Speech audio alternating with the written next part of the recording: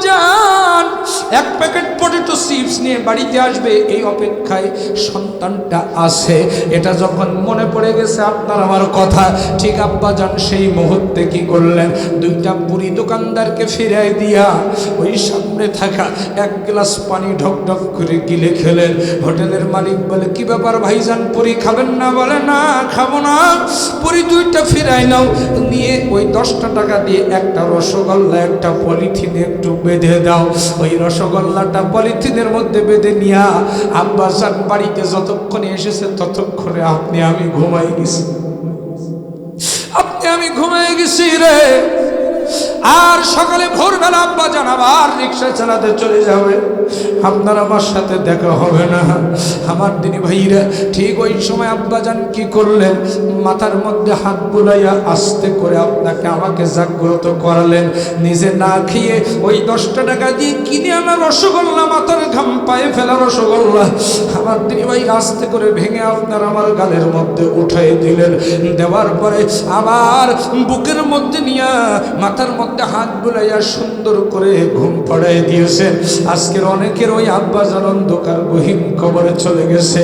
বাবার বৃষ্টিকে পাড়ি দিয়ে খাল নদী পাহাড় মাথার ঘাম পায়ে ফেলে জুগাই রে আহার।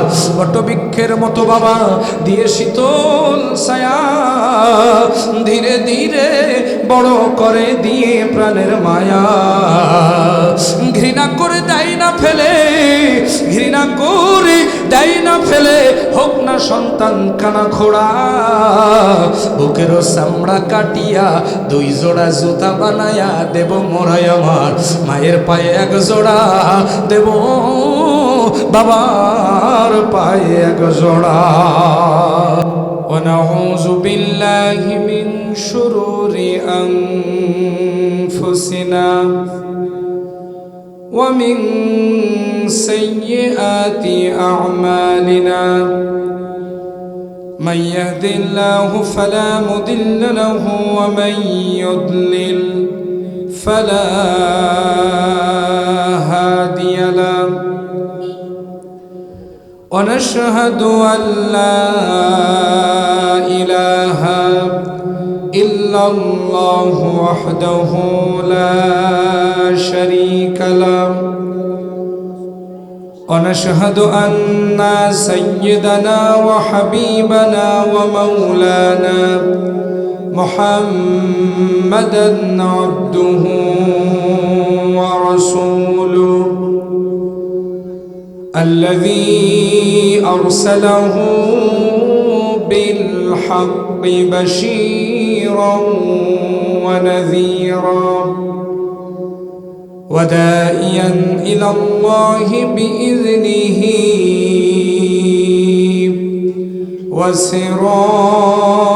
وسراجا وقمرا منيرا. فقد قال الله تعالى في كلامه المجيد وفرقانه الحميد. সবাই পড়ুন, আউযু বিল্লাহি মিনাশ শাইতানির রাজীম। বিসমিল্লাহির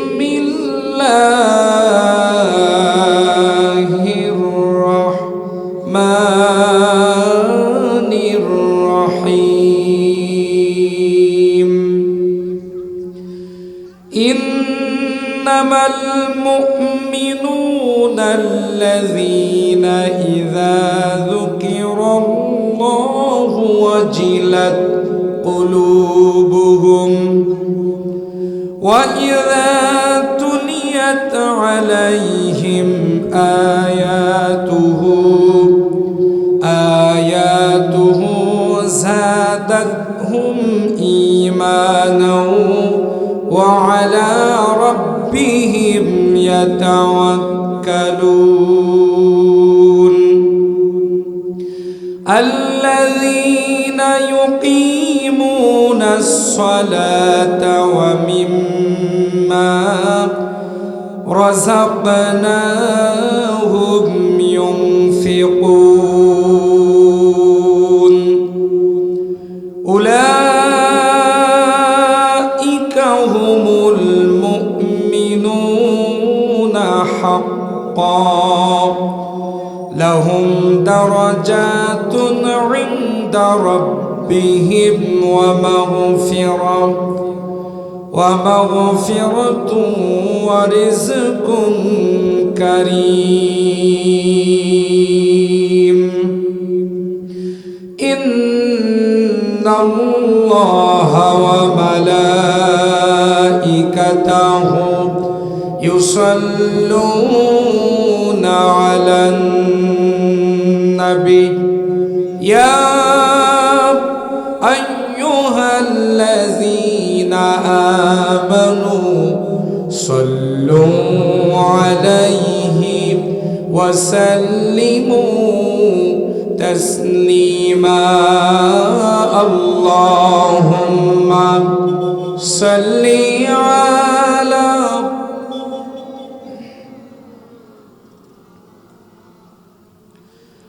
وعلى آل سيدنا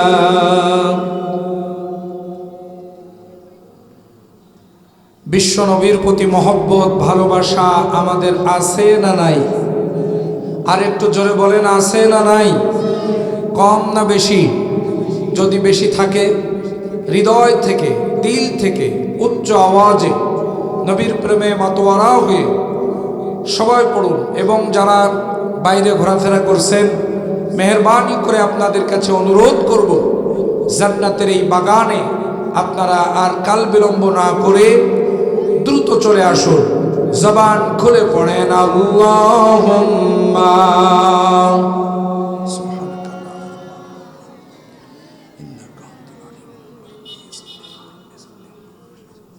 ওয়া আলা আলি সাইয়্যিদিনা।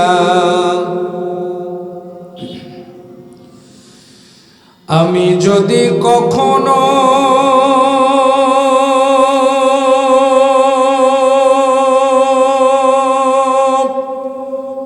তায়েফে যাই,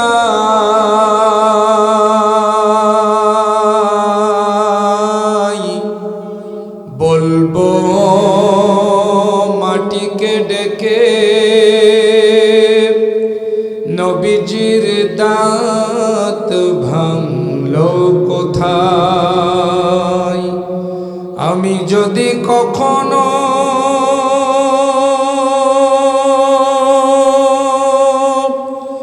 উহুদে যাই,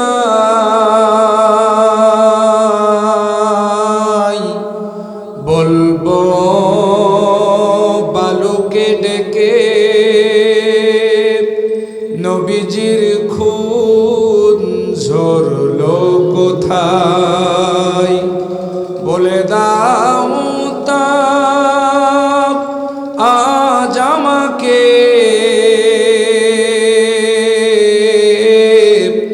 প্রতিশোধের দাবানল জ্বালা বসে থাই। আল্লাহুম্মা সাল্লি আলা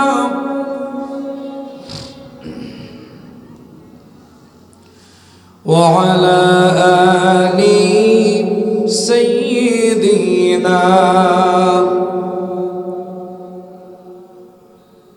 একটু জিকির করেন লা ইলাহা, সবাই লা ইলাহা সুবহানাল্লাহ আলহামদুলিল্লাহ লা ইলাহা। জবান খুলে পড়েন লা ইলাহা, আরো জোরে লা ইলাহা। মৃত্যুকে বরণ করে গাইতো যারা, মৃত্যুকে বরণ করে গাইতো যারা কোরআনের জয়গান,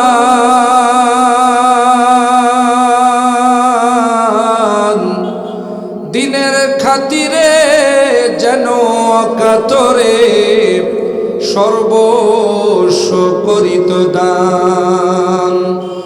অর্ধ পৃথিবী করিত শাসন, অর্ধ পৃথিবী করিত শাসন।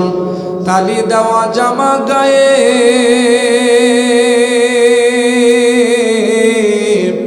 আটার বস্তা পিঠে করে নিয়া সে দিত দুস্থ মায়ের। আজ কোথায় গেল সেই মানব দরদি, আজ কোথায় গেল সেই মানব দরদি। তাওহীদি সন্তান,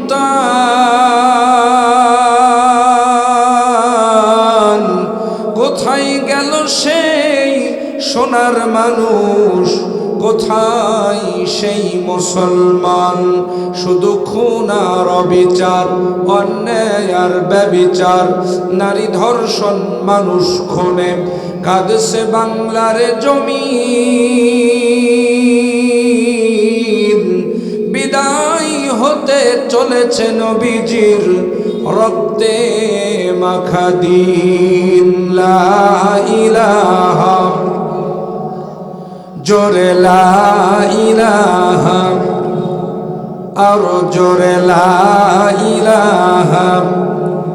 সুবহানাল্লাহ, আলহামদুলিল্লাহ, লা ইলাহা, লা ইলাহা ইল্লাল্লাহু মুহাম্মাদুর রাসূলুল্লাহ সাল্লাল্লাহু আলাইহি ওয়াসাল্লাম। ঐতিহ্যবাহী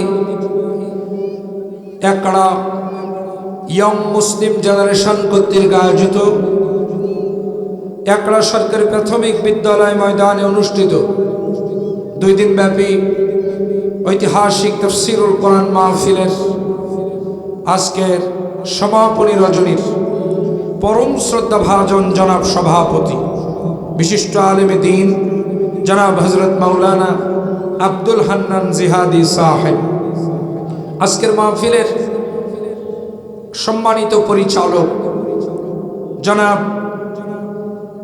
জাহারুল ইসলাম সাহেব, শিক্ষক রায়পুর কওমি মাদ্রাসা, আজকের মাহফিলের আমন্ত্রিত ওলামায়ে হযরত, বিশেষ করে আমার পূর্বে অত্যন্ত জ্ঞানগর্ভ আলোচনা রেখে আপনাদেরকে মুগ্ধ করেছেন বিশিষ্ট ইসলামী চিন্তাবিদ মুফাসসিরে কোরআন জনাব হযরত মাওলানা মাহমুদুল হাসান আল মামুন সাহেব। আমার পরে এই মঞ্চকে যিনি আলোকিত করবেন, গোটা বাংলাদেশের বক্তৃতা জগতের উজ্জ্বল নক্ষত্র, শ্রদ্ধাভাজন বড় ভাই, বিশিষ্ট ইসলামী চিন্তাবিদ মুফাসসিরে কোরআন জনাব হযরত মাওলানা মনোয়ার হোসেন মমিন, চেয়ারম্যান আল মমিন ফাউন্ডেশন।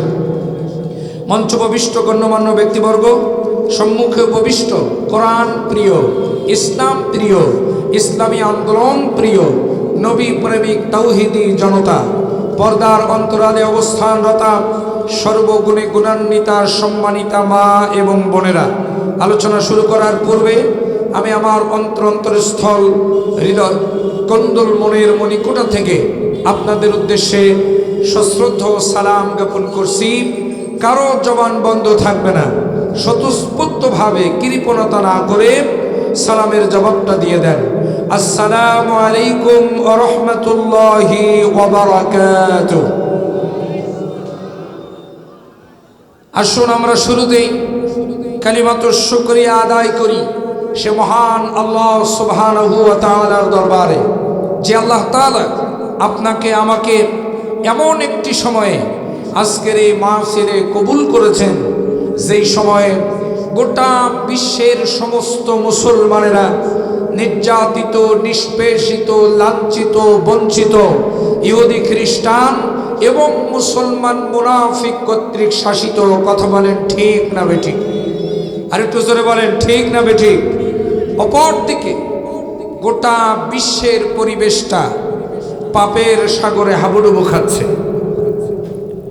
সুদ, ঘুষ, জেনা, ব্যভিচার, দুর্নীতি, অন্যায়, অবিচার, নারী ধর্ষণ, মানুষ খুন, এমন কোনো অপরাধ নাই যা আমাদের সমাজে হচ্ছে না। কথা বলেন ঠিক না বেঠিক?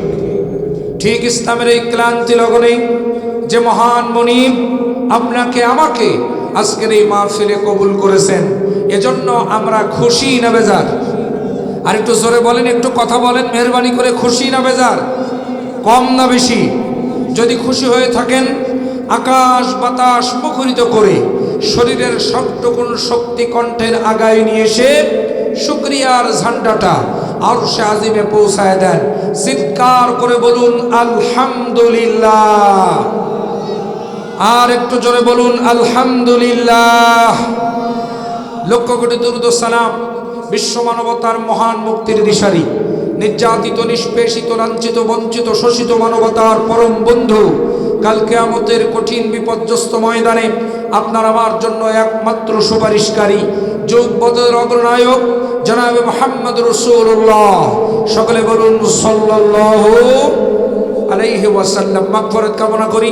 যুগে যুগে কালে কালে আল্লাহর জমিনে আল্লাহর দিন প্রতিষ্ঠার আন্দোলন করতে গিয়ে বুকের তাজা রক্ত এ জমিনে যারা ঢেলে দিয়েছেন, আল্লাহ রাব্বুল আলামিন যেন তাদের প্রত্যেকের কবরগুলোকে জান্নাতুল ফেরদাউসের সৌচ্চ মাকাম বানিয়ে দেন। আমরা সকলে বলি আল্লাহুম্মা আমিন। আর একটু জোরে বলি আল্লাহুম্মা আমিন। সম্মানিত হাজিরিন, ভূমিকায় মোটেও কথা লম্বা করব না, শুধু এতটুকু বলতে চাই, আজকের এই প্রাইমারি স্কুল ময়দানে যদি কোরআনে কারিমের মাহফিল না দিয়ে একটা যাত্রা দেওয়া হতো, কি বলেন?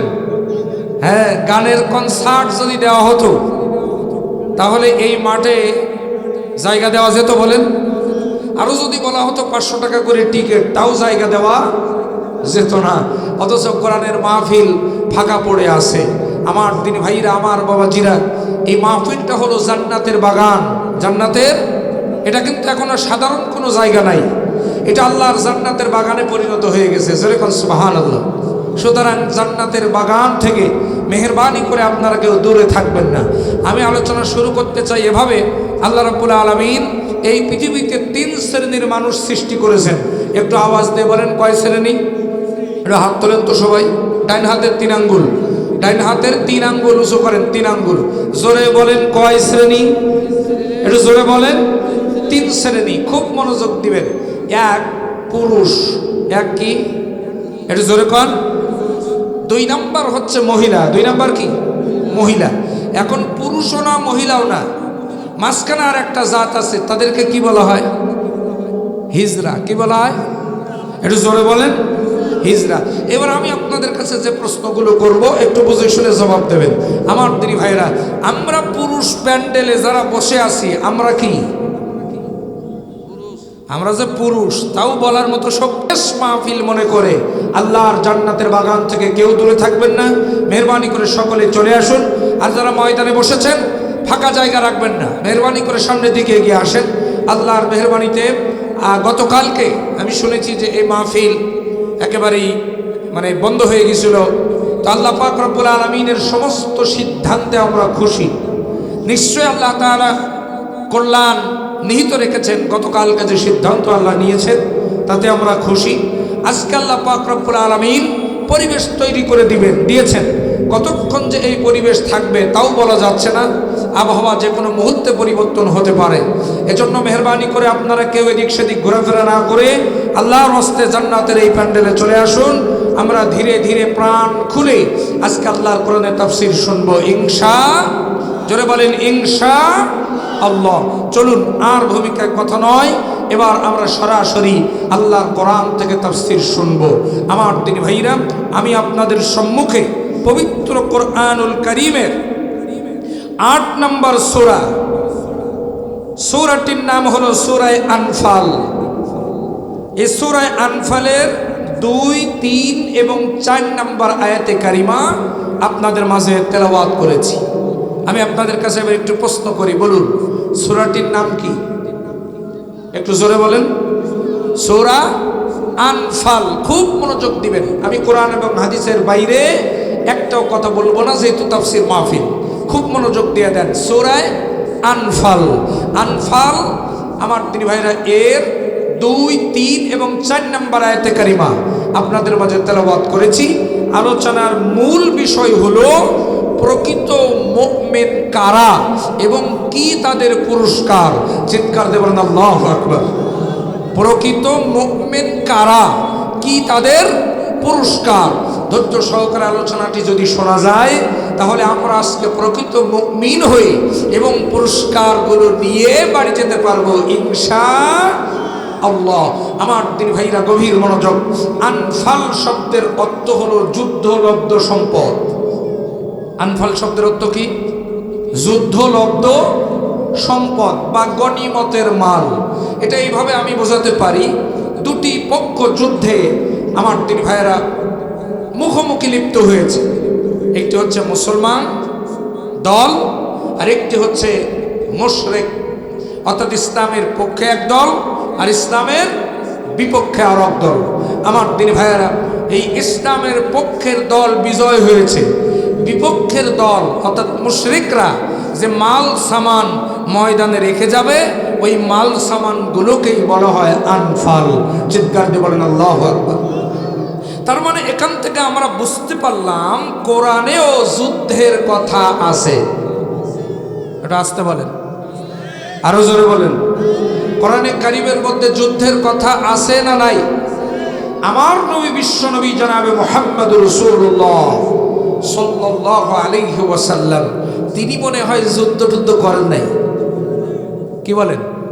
একটু জোরে বলেন। আমার দিন ভাইরা শুধু যুদ্ধ করেছেন তা নয়, ইতিহাসে বিরল বীর যোদ্ধা ছিলেন আমার নবী জনাবে মুহাম্মদ রাসূলুল্লাহ সাল্লাল্লাহু আলাইহি সাল্লাম। তিনি তার জীবদ্দশায় বেঁচে থাকতে ৮৭টা যুদ্ধ পরিচালনা করেছেন। ৮০ আর ৭, ৮৭টা যুদ্ধ পরিচালনা করেছেন। ২৭টা যুদ্ধের ওপেন সেনাপতির দায়িত্ব পালন করেছেন। চিৎকার দিয়ে বলেন আল্লাহু আকবার। আমার দিনী ভাইয়েরা, আমাদের সমাজে দেখবেন কিছু মানুষ আছে জিহাদের কথা শুনলে, যুদ্ধের কথা শুনলে মুখটা হনুমানের মতো কালো হয়ে যায়। কথা বলেন, কথা বলেন। আমার দিনী ভাইরা, এই যে গত কয়েকদিন আগে রমজানুল মুবারক চলে গেল, এই রমজানুল মুবারকের একটু ঐতিহাসিক দিন ১৭ই রমজান ৬২৪ খ্রিস্টাব্দের এই দিনে ঐতিহাসিক বদর নামক প্রান্তরে ৩১৩ জন বাহিনীর সৈন্য সেনা নিয়ে রাসূল করিম সাল্লাল্লাহু আলাইহি ওয়াসাল্লাম মাত্র ৮ খান তরবারি নিয়ে ১০০০ সশস্ত্র কাফেরের বিরুদ্ধে যুদ্ধ করে বিজয় অর্জন করেছিলেন। আমার দিনী ভাইরা, ওই যুদ্ধের ময়দানে নবীজি রোজা ভেঙে তারপরে যুদ্ধ করেছেন আসরের ওয়াক্তে। সুতরাং রোজার চাইতেও যুদ্ধের গুরুত্ব বেশি, বদরের মাঠ তার প্রমাণ। চিৎকার দেবেন আল্লাহু আকবার। সুতরাং কোরআনে কারীমেও জিহাদের কথা আছে, যুদ্ধের কথা আছে। আমার দিনী ভাইরা, ওই যুদ্ধ করতে গিয়ে কাফের মুশরিকরা যেই মাল সামানগুলো রেখে পালায়, ওই মাল সামানগুলোকেই বলা হয় আনফাল। চিৎকার দেবেন আল্লাহু আকবার। এই সূরা ২, ৩, ৪ তিনটা আয়াতে কারিমা তেলাওয়াত করেছি। আলোচনার মূল বিষয় হলো প্রকৃত মুমিন কারা এবং কি তাদের পুরস্কার। আমরা আল্লাহ পাক এই যে তিনটা আয়াতে কারিমার ভিতরে সুন্দর করে সবকিছু তুলে ধরেছেন। প্রকৃত মুমিন হতে গেলে ৫টি কাজ করা লাগবে, অর্থাৎ ৫টি কাজ যারা করবে এরা প্রকৃত মুমিন হয়ে যাবে। জোরে কোন সুবহানাল্লাহ। একটু হাত তুলে বলেন তো কয়টা কাজ? একটু জোরে বলেন কয়টা কাজ? ৫টা কাজ মনে রাখবেন। আমার দিনী ভাইরা, আমরা এই কাজগুলিতে একটু পরে যাব, তার আগে এই ৫টা কাজ করলে পরে প্রকৃত মুমিন হয়ে গেলে আল্লাহ রাব্বুল আলামিন ওই প্রকৃত মুমিনদেরকে ৪টি পুরস্কার দিবেন। জোরে বলেন কয়টা? একটু জোরে কোন কয়টা? ৪টা। এই ৪টা পুরস্কার কি কি? আগে পুরস্কারের কথা শুনবো, এরপরে যদি আমরা মনে করি যে না আমাদের সকলের এই ৪টি পুরস্কার দরকার, আমাদের লাগবে, তাইলে আমরা ওই ৫টা কাজ করব। আর যদি মনে করি যে না ওই পুরস্কার আমার দরকার নাই, তাহলে করারও দরকার নাই। কথা কি বুঝতে পেরেছেন? তার মানে লাভে লোহা বয়, বিনা লাভে কেউ তুলেও বয় না। কথা বলেন ঠিক কিনা? আপনি একটা চাকরি করবেন তো আগের থেকে কিন্তু আপনি বেতন জেনে নেবেন যে আমি যে চাকরিটা করব এর বেতন কত টাকা হবে। যদি বেটে বলে হয় তাহলে বেতন নিয়ে আপনি চাকরি করবেন, আর যদি বেটে বলে না হয় ওই চাকরি আপনি করবেন। তাহলে আগে পুরস্কার জেনে নেব, এরপরে যদি ওই 4টি পুরস্কার আমাদের লাগে তাহলে আমরা ওই 5টা কাজ করার সিদ্ধান্ত নিয়ে বাড়ি যাব। ওই 5টা কাজ কি কি আমরা পর্যায়ক্রমে জানবো ইনশাআল্লাহ। এবার আসুন 4টি পুরস্কার কি কি আমরা কোরআন থেকে জেনে নিই। আল্লাহ রাব্বুল আলামিন বলেন, উলাইকা হুমুল মুমিনুনা হাক্কান। আল্লাহ পাক বলেন 5টি কাজ করে যারা প্রকৃত মুমিন হতে পারবে, আমি আল্লাহ রাব্বুল আলামিন যে 4টি পুরস্কার তাদেরকে দেব। 1 নাম্বার হলো আমি আল্লাহ আমার পক্ষ থেকে ওই সমস্ত মানুষগুলোর জন্য প্রকৃত মুমিনের একখানা সার্টিফিকেট দিয়ে দিব। চিৎকার দিয়ে বলেন সুবহানাল্লাহ। 1 নাম্বার পুরস্কার হলো প্রকৃত মুমিনের সার্টিফিকেট। আল্লাহু আকবার বলেন। আল্লাহ পাক এখানে বলছেন মুমিনুনা হাক্কা, অর্থাৎ হাক্কানি মুমিনের সার্টিফিকেট। আমরা বলি না হাক্কানি পীর, হাক্কানি ওলি, হাক্কানি আলেম। আল্লাহ পাক বলছেন হাক্কানি মুমিনের সার্টিফিকেট স্বয়ং আমি আল্লাহ দেব। এটা 1 নাম্বার পুরস্কার। চিৎকার দিয়ে বলেন সুবহানাল্লাহ। এবার আসেন 2 নাম্বার পুরস্কার। আল্লাহ রাব্বুল আলামিন বলছেন লাহুম দারাজাতুন ইনদা রাব্বিহিম। আল্লাহ পাক বলেন 5টি কাজ করে যারা প্রকৃত মুমিন হতে পারবে, আমি আল্লাহ রাব্বুল আলামিন তাদের 2 নম্বরে যে পুরস্কারটা দিব সেই পুরস্কারটা হলো আমি আল্লাহ আমার কাছে ওই মানুষগুলোর সবচাইতে মর্যাদা বৃদ্ধি করে দেব। জোরে বলেন সুবহানাল্লাহ।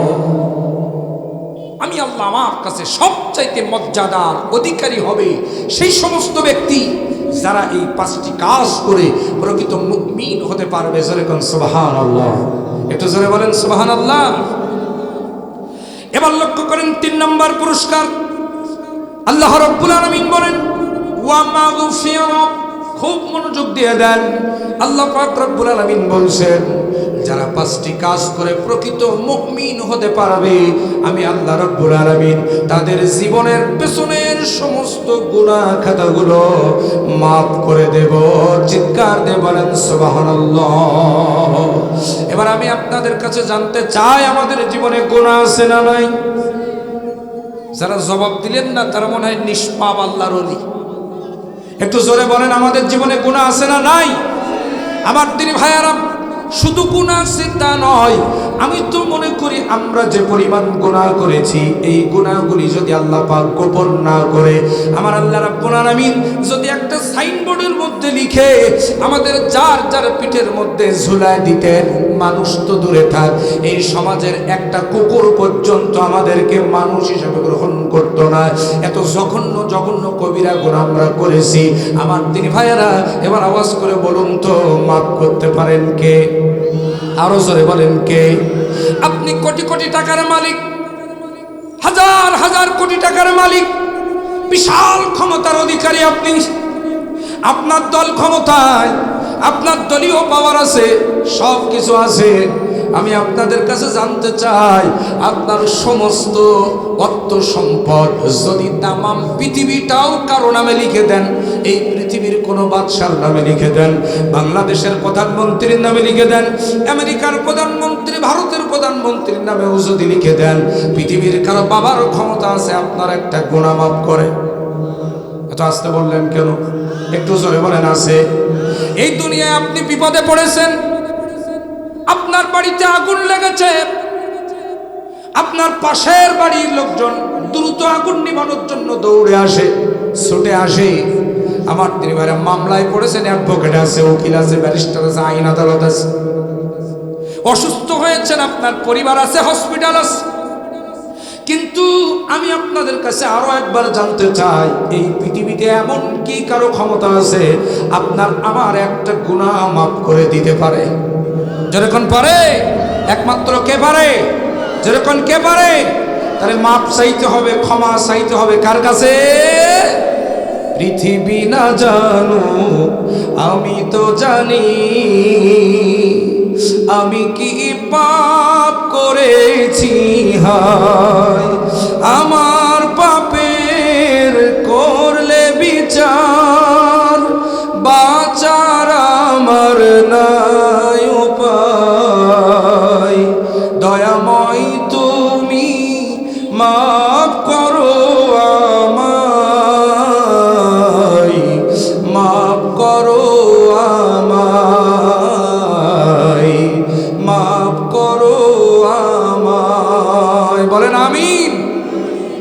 জেনে না জেনে কত যে আমি করেছি পাপ, কতবার যে করেছি তাওবা। পর্বতের কাঞ্চনজঙ্ঘা যে চূড়া, এই পাহাড়ের চূড়াটা সেখান থেকে দেখা যায়। তো আমি তাদের কাছে জিজ্ঞাসা করলাম যে আপনারা কোথা থেকে আসছেন? বলছে আমরা ঢাকা গাজীপুর থেকে আসছি। গাজীপুর থেকে মোটরসাইকেল ড্রাইভ করে তেঁতুলিয়া পঞ্চগড়, একেবারে বাংলাদেশের শেষ, সেখানে গেলে হিমালয়ের পর্বত দেখা যায়। সেটা দেখার জন্য যাচ্ছে সব বন্ধু বান্ধব, 6-7টা মোটরসাইকেল। আমার দিদি ভাইরা মাঝে মাঝে এরকম ট্যুর হলো, বন্ধু বান্ধব মিলে এক জায়গায় ঘুরতে বের হয়। হয় কি হয় না? হয়। খুব মনোযোগ দিয়ে দেন। বনি ইসরাইল কওমের 3 জন যুবক, তারাও একটা সফরে বের হয়েছিল। অনেক দূর চলে গেছে, সকাল থেকে একেবারে বিকাল পর্যন্ত তারা হাঁটতেছে। হাঁটতে হাঁটতে আমার দিদি ভাইরা এমন একটা জায়গায় তারা চলে গেছে, 3 বন্ধু। হঠাৎ করে আমার দিদি ভাইরা বিকাল হয়ে গেছে, বাড়িতে ফিরবে এরকম সময় পড়ন্ত বিকাল, পশ্চিম আকাশে ঘন কালো মেঘ জমা হয়েছে। ঝড়ের পূর্বাভাস লক্ষ্য করা যায়। চতুর্দিকে কালো হয়ে গেছে, অন্ধকার হয়ে গেছে, যে কোনো মুহূর্তে বৃষ্টি নামতে পারে। আমার দিদি ভাইরা আর বাড়ির রাস্তা তো অনেক দূর, এই পথ হেঁটে যেতে যেতে বাড়ি পৌঁছানো যাবে না, তার আগে বৃষ্টিতে ঝড়ে রাস্তায় আটকে যেতে হবে। 3 জন বন্ধু চিন্তা করলো, এখন এভাবে এই বিপদের মধ্যে বাড়িতে যাওয়া যাবে না। একটা কাজ করো, আশপাশে খুঁজে দেখো কোথাও জায়গা পাওয়া যায় কিনা, কোথাও যে লুকানোর জায়গা পাওয়া যায় কিনা। ঝড় বৃষ্টি থেমে যাবে, তারপরে সেখান থেকে বের হয়ে আমরা বাড়ির দিকে রওনা দেব। একটু গভীর মনোযোগ দিয়ে দেন আমার 3 ভাইরা। ওই 3 জন যুবক আশপাশে জায়গা খুঁজতে লাগলো। খুঁজতে খুঁজতে পেয়ে গেল পাহাড়ের নিচে একটা গর্ত, পাহাড়ের নিচে একটা গুহা পেয়ে গেল। ছোট্ট এই গুহার মধ্যে তারা 3 জন আশ্রয় গ্রহণ করার সিদ্ধান্ত নিল। নিয়া 3 জন ব্যক্তি ওই পাহাড়ের গুহার মধ্যে চলে গেল। আমার 3 ভাইরা, আমার বাবাজিরা, গভীর মনোযোগ দিয়া দেন। ওই 3 জন যখন ওই গর্তের মধ্যে অবস্থান করছে, ঠিক এরকম মুহূর্তে আল্লাহর কি লীলা, আল্লাহর কি কুদরত, প্রচন্ড ঝড় বৃষ্টি শুরু হয়ে গেছে। প্রচন্ড ঝড়, প্রচন্ড বৃষ্টি একসঙ্গে যখন শুরু হয়ে গেছে, ওই ঝড়ের বাতাসে ওই পাহাড়ের উপর থেকে বিরাট বড় একটা পাথর খণ্ড বাতাসে উড়ে আমার 3 ভাইরা পড়বি না পড়বি, ওই 3 যুবক যেই গর্তের মধ্যে আছে, ওই গর্তের মুখে পড়ে গর্তের মুখটা একেবারে বন্ধ হয়ে গেছে। চিৎকার দিয়ে বলেন আল্লাহু আকবার। ঝড় হয়ে, ঝড়ের বাতাস উপরের থেকে বড় পাথর এসে একেবারে গর্তের মুখে পড়ে গর্তের মুখটা বন্ধ হয়ে গেছে। আমার 3 ভাইরা গভীর মনোযোগ। গর্তের মুখ যখন বন্ধ হয়ে গেছে, 3 জন যুবক সেখানে চিৎকার করতে শুরু করলো, বাঁচাও বাঁচাও বাঁচাও। কিন্তু কেউ তাদের বাঁচানোর জন্য এগিয়ে আসলো না, কারণ তাদের চিৎকারের আওয়াজ বাইরের কোনো মানুষ শুনতে পেল না। আলো বাতাস সব বন্ধ হয়ে গেছে, অন্ধকার হয়ে গেছে ঘর। আমার 3 ভাইয়েরা এবার 3টা যুবক 6টা হাত লাগায়া ওই পাথরকে ঠেলে সরানোর চেষ্টা করেছে, কিন্তু আল্লাহর কি কুদরত, ওই পাথরকে এক চুল পরিমাণ ঠেলে সরানো গেল না, তারা পারল না। আমার 3 ভাইরা, আমার বাবাজিরা, গভীর মনোযোগ দিয়া দেন। আমার বাবাজিরা, এখন ওই 3 জন কান্নাকাটি শুরু করলো। ওই 3 জনের মধ্যে একজন বয়োজ্যেষ্ঠ যুবক ছিল, গভীর মনোযোগ দিবেন আমার 3 ভাইরা। ওই যুবক ওই বাকি 2 জন যুবককে ডাক দিয়ে বলল, যুবক ভাইরা রে, কান্নাকাটি করে কোনো লাভ হবে না। এই পাহাড়ের গর্ত থেকে পৃথিবীর কেউ আমাদেরকে বাঁচাতে পারবে না, একমাত্র কেবলমাত্র শুধুমাত্র আমাদের আল্লাহ ছাড়া। যারা বলেন আল্লাহু আকবার। ওই পাহাড়ের গর্ত থেকে আপনাকে আমাকে বাঁচাতে পারে একজন, তিনি কে? যেরকম তিনি কে? এজন্য বিপদে আপদে, বালা মুসিবতে, দুঃখে কষ্টে ভেঙে পড়া যাবে না। ভরসা করতে হবে কার উপর? একটু জোরে কোন, কার উপর? আল্লাহর উপরে ভরসা করতে হবে। আল্লাহ ছাড়া আমাদের কেউ রক্ষাকারী নাই। পেছনে দেয়ালে পিঠ থেকে গেছে, চতুর্দিকে ধুধু অন্ধকার, কোনো জায়গায় যে কোনো সাহায্য পাচ্ছেন না, সব দিকে শুধু মন্দা, সব দিকে শুধু লস। ঠিক এরকম মুহূর্তে আল্লাহ রাব্বুল আলামিনের উপরে ভরসা করাই হলো একজন প্রকৃত মুমিনের গুণ। জোরে কোন কথা ঠিক কিনা? দুঃখে পড়ে না ভেঙে যে বীর পুরুষ, বাধার পাহাড় দেখে হয় না বেহুশ, এমন মানুষ কই বীর মুজাহিদ, দুর্বার দুকে শোকে তাকে খুঁজিয়াজ, তাকে খুঁজিয়াজ, তাকে খুঁজিয়াজ, সকল ব্যথার বোঝা বইতে পারে। এগিয়ে আসেন, যে যে জায়গায় আপনি আজকে বসবেন ওই জায়গাগুলি কিয়ামতের দিন আপনার পক্ষে সাক্ষী দেবে। মেহরবানি করে সবাই আসেন। দুই একজন আবার বাইরে যাচ্ছেন কেন? আমি তো আপনাদেরকে চলে যেতে বলি নাই, আমি বলছি সামনের দিকে এগিয়ে আসেন। জি মেহরবানি করে বসে পড়েন, বসে পড়েন, জি বসে পড়েন। হ্যাঁ সবাই বসে পড়েন, আমার দিকে একেবারে নজর দেন, মনোযোগ দেন। খুবই গুরুত্বপূর্ণ বিষয়। প্রকৃত মুমিনের 5টি গুণ। 1 নম্বর হলো আল্লাহকে ভয় করা। আর আল্লাহকে ভয় করলে আল্লাহ পাক সব বিপদ থেকে আপনাকে উদ্ধার করে দেওয়ার পথ বের করে দেবে। একটু মনোযোগ দিয়ে দেন। একজন যুবক দোয়া করলো, রব্বুল আলামিন, ওগো আল্লাহ, আমি ছিলাম মাঠের কামলা, আমি ছিলাম কৃষক, পরের ক্ষেতে কামলা দিতাম, পরের ক্ষেতে জন দিতাম। আমার ভাইরা গভীর মনোযোগ দেন। ওই যুবক দোয়া করে বলছে, রব্বুল আলামিন, সকাল থেকে সন্ধ্যা পর্যন্ত আমি যখন জন দিলাম, আমি সকাল থেকে সন্ধ্যা পর্যন্ত আমি মাঠে কাজ করার পর সারাদিন আমি কিছুই খাই নাই, 1 ফোঁটা পানি পর্যন্ত আমার পেটের মধ্যে যায় নাই। আমি ওখান থেকে বাড়িতে যখন সন্ধ্যাবেলা চলে এসেছিলাম, ওগো আল্লাহ, বাড়িতে আসার পর আমি আমার স্ত্রীকে ডাক দিয়ে বলেছিলাম, প্রাণের বিবি রে, বাড়িতে কি কোনো খাবার আছে নাকি? প্রাণের বিবি আমাকে বলল, বাড়িতে কোনো খাবার নাই, শুধু 1 পেয়ালা দুধ আছে। কি আছে? একটু জোরে কোন, কি আছে? দুধ আছে। খুব মনোযোগ। স্ত্রীকে বললাম, প্রাণের বিবি, দুধটুকু নিয়ে এসো, সারাদিন আমি কিছু খাই নাই, প্রচন্ড ক্ষুধা আমার লেগেছে। আমার তিনি ভাইরা, প্রাণের বিবি যখন দুধটুকু নিয়ে আসলো, আমি তখন চিন্তা করলাম, রব্বুল আলামিন, আমার স্ত্রীর দিকে তাকালাম, আমার প্রিয়তমা স্ত্রী, সেও সারাদিন কিছুই খাই নাই। আমি তখন সিদ্ধান্ত নিলাম, এই দুধের অর্ধেকটুকু আমি খাবো আর অর্ধেকটুকু আমার স্ত্রীকে দেব। আমি যখন এই চিন্তা করে গ্লাসের অর্ধেক দুধ খেতে যাব, ঠিক সেই সময় আমার মনে পড়ে গেল, পাশের রুমে আমার ছোট্ট ছোট্ট কলিজার টুকরা 2টা বাচ্চা আছে। আল্লাহু আকবার বলেন, আরো জোরে কেন আল্লাহু আকবার। আমার ছোট ছোট বাচ্চা 2টা সারাদিন কিছুই খায় নাই। আমার বাচ্চা 2টাকে রেখে তো আমি খেতে পারি না। আমার দিনী ভাইয়েরা, এটাই হলো বাবা মা। এই পৃথিবীতে বাবা মার মতো আপন কিন্তু আর কেউ হয় না। বাবা মার সন্তানের পেটে যদি ক্ষুধা থাকে, ওই বাবা মার কণ্ঠ দিয়া 1 ফোঁটা পানি কিন্তু নিচে যায় না। কথা বলেন ঠিক না ঠিক? আমার দিনী ভাইয়েরা, যুবক বলে, রব্বুল আলামিন, আমি সিদ্ধান্ত পরিবর্তন করলাম, আমি খাবো না, আমার স্ত্রীকেও দেব না, দুধটুকু নিয়ে আমার কলিজার টুকরা 2টা বাচ্চাকে দিতে যাব, অর্ধেক অর্ধেক করে দিতে যাব। ঠিক এরকম সময় হঠাৎ করে আমার মনে পড়ে গেল, আমার পাশের রুমে আমার জনম দুঃখিনী মা বুড়ি হয়ে গেছে, বৃদ্ধা হয়ে গেছে, প্যারালাইজড হয়ে গেছে। আমার মা চলতে পারে না, উঠতে পারে না, এক জায়গা থেকে আর এক জায়গায় যেতে পারে না, পেশাব পায়খানা পর্যন্ত আমার মা ওই বিছানার মধ্যে করে। আমি সিদ্ধান্ত সাথে সাথে পরিবর্তন করলাম, আমি খাবো না, আমার স্ত্রীকে দেব না, আমার 2টা সন্তানকে কাউকে দেব না। আমি দুধটুকু নিয়ে আমার জনম দুঃখিনী মায়ের ঘরের মধ্যে চলে গেলাম। আল্লাহু আকবার বলেন। আমার জনম দুঃখিনী মা ওই ঘরের যে বিছানার মধ্যে ঘুমায় আছে, ওই বিছানার মধ্যে আমি একটু পাশে বসলাম। বসে আমার জনম দুঃখিনী মায়ের মাথার মধ্যে একটু হাত বুলাই দিলাম। হাত বুলাই দেওয়ার সাথে সাথে আমার মা ঘুম ভেঙে গেছে। আমার জনম দুঃখিনী মাও সারাদিন কিছুই খাই নাই।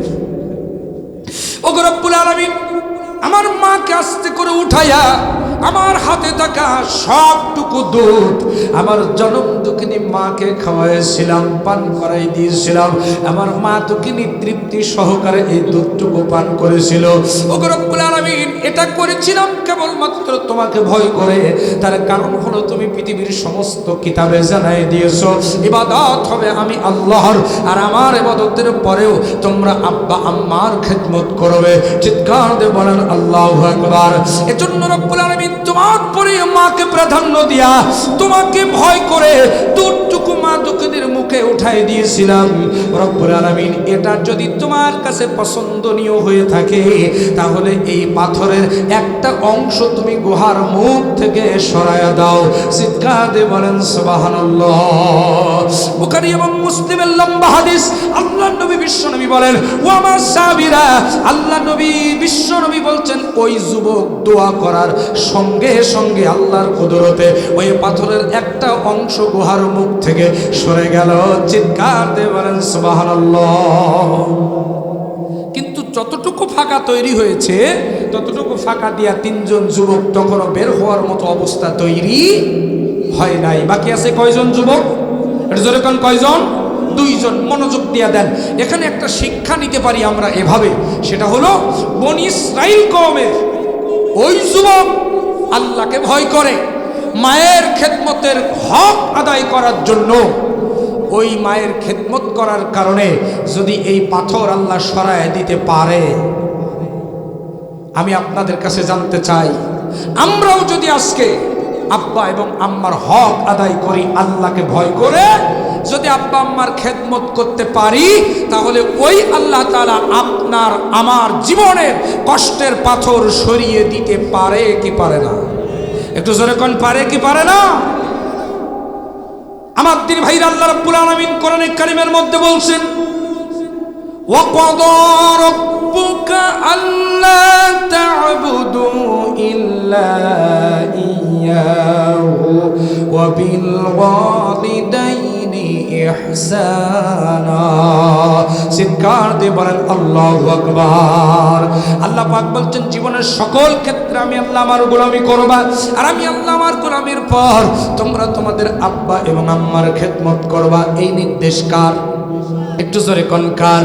কথাই কথা বেড়ে যায়। আল্লাহ পরবর্তী আয়াত অংশে আরো সুন্দর করে আব্বা আম্মার খেদমতের ব্যাপারে নির্দেশ দিয়েছেন। আমার দিকে লক্ষ্য করেন, আল্লাহ পাক বলছেন, যারা জানেন তারা পড়ুন আমার সঙ্গে। ইম্মা, পড়েন সবাই।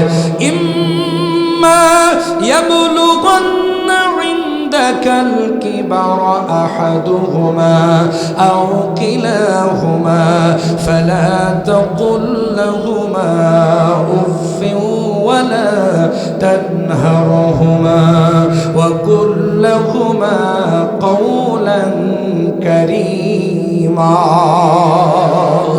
আল্লাহ পাক বলছেন তোমার মা অথবা তোমার বাবা দুইজন অথবা দুইজনের একজন যখন বুড়ো হয়ে যাবে, বুড়ি হয়ে যাবে, একটা ছোট্ট মানুষ আর একটা বুড়ো মানুষের মধ্যে কোনো পার্থক্য থাকে না।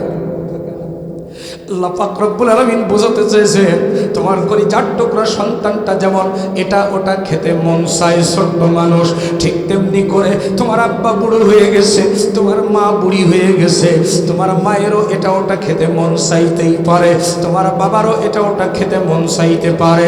তোমার সন্তান কলিজার টুকরা সন্তান ছোট্ট মানুষ, তার হাত থেকে একটা প্লেট একটা পিরিচ মাটিতে পড়ে ভেঙে যেতে পারে, এটা যেমন স্বাভাবিক, ঠিক তেমনি করে তোমার মা বুড়ি হয়ে গেছে, আগের মতো শরীরের শক্তি নাই, তোমার আব্বাজান বুড়ো হয়ে গেছে, আগের মতো শরীরের শক্তি নাই, হাত থেকে একটা প্লেট একটা পিরিচ মাটিতে পড়ে ভেঙে যেতে পারে। তোমার ছোট্ট বাচ্চাটি যেমন বিছানা পায়খানা করে নষ্ট করে দেয়, পেশাব করে ভিজিয়ে দেয়, তোমার আব্বা আম্মা বুড়ি বুড়ি হয়ে গেছে, এখন আর বিছানা থেকে উঠতে পারে না, তোমার বাবা মা বিছানায় পায়খানা পেশাব করে নষ্ট করে দিতে পারে, এটা স্বাভাবিক ব্যাপার। কিন্তু খবরদার দুনিয়ার সন্তানেরা শোনো, ওই বাবা মার ব্যবহারে বিরক্ত হইয়া আব্বার সামনে মায়ের মুখের উপরে খবরদার খবরদার শব্দটি পর্যন্ত উচ্চারণ করবি না। চিৎকার দিয়ে বলেন আল্লাহু আকবার। আব্বার সামনে শব্দ উচ্চারণ করবি না, মায়ের সামনে শব্দ উচ্চারণ করবি না, হারাম কবিরা গুনাহ। আল্লাহু আকবার বলেন। যেই মায়ের সামনে শব্দটি উচ্চারণ করা যায় না, যেই বাবার সামনে শব্দটি উচ্চারণ করা জায়েজ নাই। আমার দেশের কিছু সন্তান নামে কুলাঙ্গার আছে, এর চেয়ে ভালোবাসা আমি তাদের জন্য ব্যবহার করতে পারলাম না, যারা বাবা মার ব্যবহারে বিরক্ত হয়ে বলে এই বুড়োটা এই বুড়িটা মরে না কেন? আছে না এরকম? মার ধরে পিটায়, বাবার ধরে পিটায়। আমার দিন ভাইরা চেয়ারম্যানের কাছে নালিশ দিয়েছে মায়ের বিরুদ্ধে, বাবার বিরুদ্ধে। চেয়ারম্যান সাহেব বিচার করেন, বাবা মার যন্ত্রণায় আর পারি না, হাত থেকে একটা পিরিচ পড়ে ভেঙে গেছে। ওই জনম দুঃখিনী মাকে বলে, ধমক দিয়ে বলে, জানো এই পিরিচটা কত টাকা দাম? কিন্তু আল্লাহ পাক বলছেন বাবা মার সামনে কেমনে কথা বলবি শোন। ওয়াকুল লাহুমা কওলান কারীমা, বিনয়ের সাথে নিচু হয়ে মাথাটা নিচু করে সম্মানের সাথে কথা বলবি। মা বাবার সামনে মাথা ঝুঁকিয়ে আঙ্গুল নাচিয়ে হুরু দোলা করে কপাল কুঁচকে কথা বলবি না, হারাম। আল্লাহু আকবার বলেন, আর জোরে করে আল্লাহু আকবার। আমার তিনি ভাইরা, আমার বাবাজিরা, মা বাবার খেদমতের কথা আল্লাহ কেন এত গুরুত্ব দিয়ে বললেন? তার কারণ হলো এই পৃথিবীতে আপনার এবং আমার জন্য সবচাইতে বড় নিয়ামত হলো আব্বা এবং আম্মা। কথা বলেন ঠিক কিনা?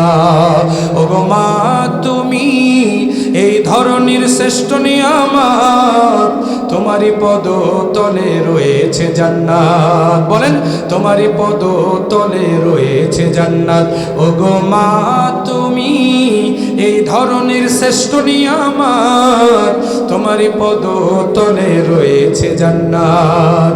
এই পৃথিবী থাকতো ওগো ফুল পাখিহীন, এই পৃথিবী থাকতো গো মায়া মোহহীন, যদি না পেত তোমার, যদি না পেত তোমার মায়া বিহার, যদি না পেত তোমার মায়া বিহার। ওগো মা, তুমি এই ধরনের শ্রেষ্ঠ নিয়ামত, তোমারই পদ তলে রয়েছে জান্নাত। আল্লাহু আকবার বলেন। কোরআনে আল্লাহ তাআলা তারই পরে মা বাবার কথা দিলেন, তাদেরই প্রতি সদা ইহসান তরে, ইহসান তরে। কোরআনে আল্লাহ তাআলা তারই পরে মা বাবার কথা দিলেন, তাদেরই প্রতি সদা ইহসান তরে, ইহসান তরে। তাদেরই খুশিতে যে আল্লাহর সন্তোষ, তাদেরই রাগেতে রব হয় যে অসন্তোষ। খোদারি রহম তারা, খোদারি রহম তারা এ ধরার বরকত, খোদারি রহম তারা এ ধরার বরকত। ওগো মা, তুমি এই ধরনের শ্রেষ্ঠ নিয়ামত, তোমারই পদ তলে রয়েছে জান্নাত। আল্লাহু আকবার বলেন। আমরা যারা পুরুষ প্যান্ডেল বসে আছি, আমাদের পায়ের নিচে জুতা। পায়ের নিচে কি? মহিলা প্যান্ডেল যারা বসে আছেন, তাদের পায়ের নিচে জুতা না। নবীজি বলেছেন, আল জান্নাতু তাহতা আকদামিল উম্মাহাত। নবীজি বলেছেন, সন্তানের ভেস্ত হচ্ছে মায়ের পায়ের নিচে। চিৎকার দিয়ে বলেন আল্লাহু আকবার। আমার তিনি ভাইয়েরা, আমার বাবাজিরা, গভীর মনোযোগ কথায় কথায় এসে যায়। মা কি জিনিস আর বাবা কি জিনিস, ছোট্ট দুইটা উদাহরণ দিয়ে আমি একটু সামনের দিকে যাব, একটু মনোযোগ দিয়ে দেন আমার তিনি ভাইরা। মা দুঃখিনী হলো সন্তানের জন্য সবচাইতে বড় পীর। আল্লাহু আকবার বলে। মায়ের চাইতে বড় পীর এই পৃথিবীতে আর কেউ নাই। আমরা উত্তরবঙ্গে যখন সফরে থাকি, আমাদের দক্ষিণ অঞ্চলে আমাদের এই অঞ্চলের দিকে পীর কম, আবার দক্ষিণের ওই যে চট্টগ্রাম অঞ্চল ওদিকে আবার বেশি আছে। ব্রাহ্মণবাড়িয়া দিয়ে একেবারে উত্তরবঙ্গ দিয়ে পীর আছে। আমার দিনী ভাইরা, আমার বাবাজিরা, মা দুঃখিনী মশার কামড়ে ঘুমাতে পারে না, গোয়ালের ভিতরে থাকতে দিয়েছে। আমি টাঙ্গাইলে এক জায়গায় দেখেছিলাম ভাইরা আমার, আর পীরের দরবারে মশারি টাঙায়। পীর কবর দরবারে মশারি টাঙাই দিয়েছে। পীর বাবা কবরের মধ্যে মশা লাগতে পারে, এই জন্য ওর বাবা মা, ওর নিজের মা গোয়াল ঘরের মধ্যে শোয়ে রাখছে। মশার যন্ত্রণায় মা ঘুমাতে পারে না। আল্লাহু আকবার। আর জোরে কোন আল্লাহু আকবার। অথচ আমার তিনি ভাইরা বড় বড় মাছের মাথাগুলো পীরের দরবারে নিয়ে যায়, খাসির মাথা পীরের দরবারে নিয়ে যায়। আমার তিনি ভাইরা, আমার বাবাজিরা, আর জনম দুঃখিনী মায়ের কপালে মাছের কাঁটাটুকুনো জোটে না, কিন্তু ওইটা ছিল আসল পীর। তোমার খাদ্যে বরকত লাগবে, রিজিকে বরকত লাগবে, তোমার জ্যোতির্যতে বরকত লাগবে, ব্যবসা বাণিজ্যে বরকত লাগবে। ওই বাবা মার জন্য মায়ের দোয়া নাও, মা দুঃখিনীর কাছে চলে যাও, মায়ের দোয়াটা নাও, তোমার সব কিছুতে বরকত হবে। কারণ তোমার জন্য সবচেয়ে বড় পীর হলো তোমার আম্মা। আমার তিনি ভাইরা, তার বাস্তব প্রমাণ ঘটনা আপনাদের সব জানা। হযরতে বাইজিদ বুস্তামি রহমাতুল্লাহ আলাই এই পৃথিবীর সবচেয়ে বড় পীরদের তিনি একজন, আল্লাহর ওলিদের তিনি একজন, যাকে সুলতানুল আরিফিন বলা হয়। আমার তিনি ভাইরা, গভীর রজনীতে জনম দুঃখিনী মা শীতের রাত একটু পানি চেয়েছে। জনম দুঃখিনী মায়ের ওর জন্য ঘরের মধ্যে বাইজিদ বাইজিদ পানি খুঁজেছে, পানি না পেয়ে জনম দুঃখিনী মা পানি খেতে চেয়েছে। বাইজিদ চলে গেছে দূরে, কূপ থেকে পানি উঠে এসে কূপ থেকে পানি উঠাইয়া বাইজিদ যতক্ষণে পানি নিয়ে মায়ের রুমে এসেছি ততক্ষণে জনম দুঃখিনী মা ঘুমায় গেছে। আমার তিনি ভাইরা, বাইজিদ ছোট্ট মানুষ, চিন্তা করলো মাকে ডাকা যাবে না, ডাকলে ঘুম থেকে ভেঙে গেলে কষ্ট হয়ে যাবে। আমার জনম দুঃখিনী মাকে আমি ডাকবো না, মায়ের কখন ঘুম ভাঙে সেই আশায় দাঁড়িয়ে থাকবো। মা দুঃখিনীর মাথার কাছে পানির গ্লাসটা নিয়া এরকম করে দাঁড়ায় আছে। আমার তিনি ভাইরা, আমার বাবাজিরা, মা সারা রাতের মধ্যে আর ঘুম ভাঙে নাই। জনম দুঃখিনী মা ফজরে আজান যখন দিয়েছে মায়ের ঘুম তখন ভেঙে গেছে। ঘুম ভেঙে তাকায় দেখে বাইজিদ থরথর করে কাঁপতেছে পানির গিলাস হাতে নিয়ে। প্রচন্ড শীতের রাত। মা দুঃখিনী বলে, বাইজিদ রে, তোমার হাতের মধ্যে পানির গ্লাস কেন? আর তুমি এভাবে দাঁড়ায় থরথর করে কাঁপতেছো, কারণ কি? মায়ের মনে নাই। মা দুঃখিনীকে বলছে, বাইজিদ বলছো, মা আপনি পানি চেয়েছিলেন আমার কাছে, মা গো পানি নিয়ে এসে দেখে আপনি ঘুমায় গেছেন, আপনার কষ্ট হবে এজন্য ডাকি নাই, তাই আপনার ঘুম ভাঙার জন্য দাঁড়ায় আসি। মা তখন বাইজিদের হাত থেকে পানির গ্লাসটা নিয়ে পানি পান করার পর বাইজিদরে ওই কম্বলের মধ্যে শুয়াই দিয়া জনম দুঃখিনী মা ঠান্ডা পানি দিয়া উজু করে আমার তিনি ভাইরা যাই নামাজটা নেছেছে, যাই নামাজটা পাতাইছে। যাই নামাজ পাতানোর পর বাইজিদের মা দুটি হাত আল্লাহর কাছে উঠাই ধরেছে। আল্লাহর কাছে উঠাই ধরে চোখের পানি ছেড়ে দিয়ে বলছে, গাউরের মালিক আল্লাহ,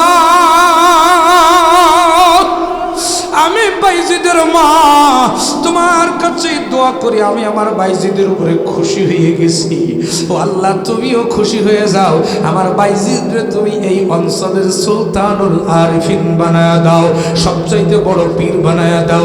আমার দিনী ভাইরা, আমার বাবাজিরা, মায়ের দোয়ায় বাইজিদ আজকের গোটা পৃথিবীতে বাইজিদ বুস্তামি সুলতানুল আরিফিন নামে পরিচিত। জোরে কান সুবহানাল্লাহ।